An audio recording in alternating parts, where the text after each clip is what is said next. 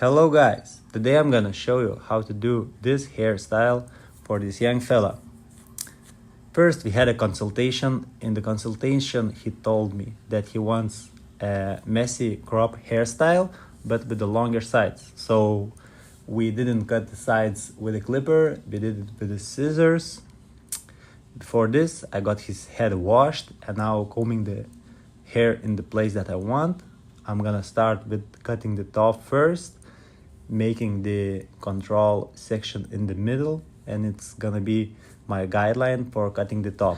So yeah, making the first guideline in the middle, I will cut that to my desired length that I want and that I need.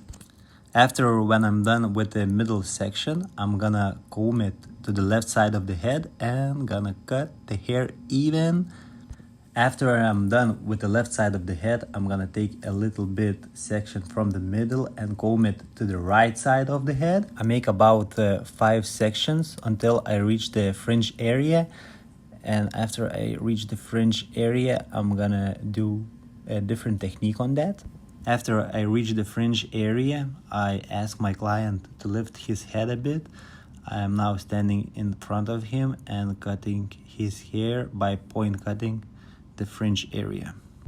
After I done that, I use a cross check technique to cross check everything that the length is even, and yeah, making sure that my client is clean. Now what I'm gonna do, I'm gonna separate the hair, the top hair from the side hair. By doing this, I will have a cleaner lines and a cleaner work at the end. If I don't do this, like separate the top hair from the side hair, I can get completely lost on my work and won't have the result that I have if I didn't use this technique. So yeah, separating the top hair from the side, and of course don't forget to separate like the crown area, because if you don't separate the crown area from the side hair, you will cut the crown area too short and it's gonna be sticking out, so we don't want to have that. So now what I'm doing, I'm taking diagonal sections and cutting everything to my desired length that I picked, that I want and that I need for this hairstyle. After I'm done with that, I'm gonna clean up the neck area around the ear, making sure that I'm being very careful not to cut the ear, of course. We don't want that blood coming out of the client's ear. After I'm done with that, now I'm gonna, of course, repeat the process on the other side. And when we are done with the other side, then what we're gonna do, we're gonna connect the top hair to the side hair. I take about 3 sections from the top, combing to the one side and then the other side, connecting everything. After that, I'm gonna blow dry the hair till it's completely dry. And when the hair is completely dry, I'm gonna start my clipper work, starting by clipper over comb, setting my baseline, my guideline that I can work with the number 1 guard, half guard, and a 0. I want my nape area to look clean, so I started from number 0, working all the way to number 2 guard, that the taper looks good and clean on this young gentleman. Yeah, it depends what kind of technique you want to use, because you can use like number 0, half guard, 1 and a half guard, 2, and blend everything together, or you can use clipper over comb, set the guideline and do the number 0 and then just freehand and do the taper like that. Yeah, and we're gonna blend everything together with the shear over comb to define our taper in the back and make everything nice and clean and even. After I'm done in the back, I'm gonna repeat the process on the left and the right side of the head, but I won't go as low as 0. I will do on the sides 1 and gonna blend to the shear work that I'm done previously.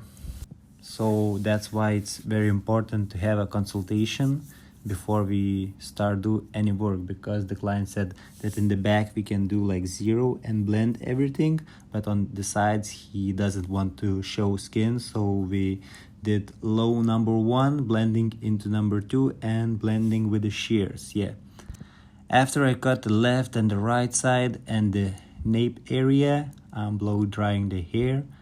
And of course, I want the texture. The client wants the texture, so we're gonna do the point cutting technique and gonna thin his hair, gonna make it more texture. Yeah, so I'm pulling section and just deep point cutting until I reach the fringe area.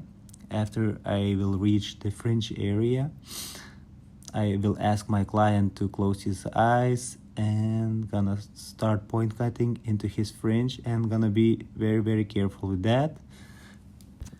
After I done point cutting the whole top, I'm gonna take some shaving gel, applying to his C-cup, and gonna put a razor in the blade and gonna make the C-cup even more sharp.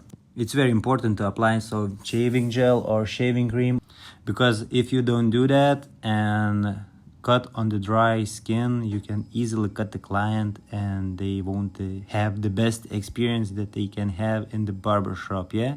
And that's the most important thing. After I'm done with the C-cup, I'm gonna take some product using Reusel, emulsify it very good in my hands, make it nice and warm, and start applying to the client's head.